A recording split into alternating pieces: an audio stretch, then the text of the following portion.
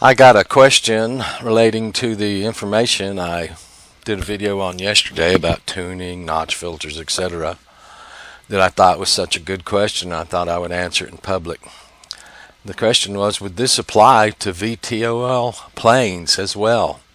They assume so. So do I, at least for hover modes. Yes, indeed. I think that's perfectly correct.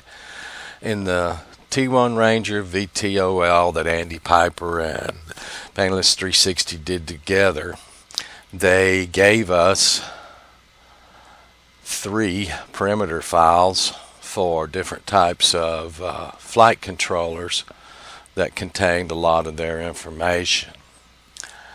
And if you look at those parameter files, here's one of them.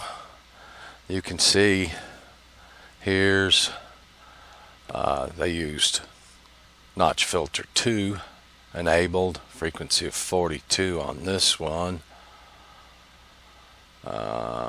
Here's notch filter 1 enabled with a frequency of 80. In this version for a 405, again we have 2 enabled, frequency of 42 here, 1 enabled, mode 3. They don't show a frequency here. I would figure that out on my own because I will be turning them on for retuning mine. Here we have 2 enabled, frequency of 75. These vary a little bit, but not such a big deal. Here's 1 enabled. So myself personally, I'm going to take these values and copy them into my platform. Not particularly these, although this is the one for the H743 like I'm using with BD shot.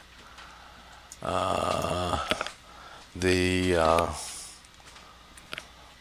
other one, this was for the He-Wing F405 controller that comes in it, and this is actually, I think that same, no, this is the Maytag version of the F405 after tuning.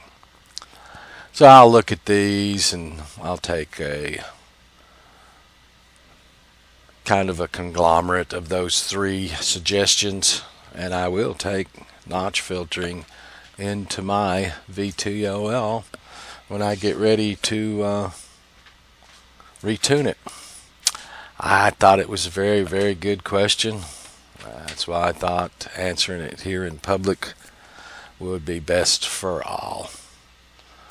And I'll put a link to this back in the description so you can get to these parameters. Using those parameters as they were did not work for me. I showed that in a couple of videos.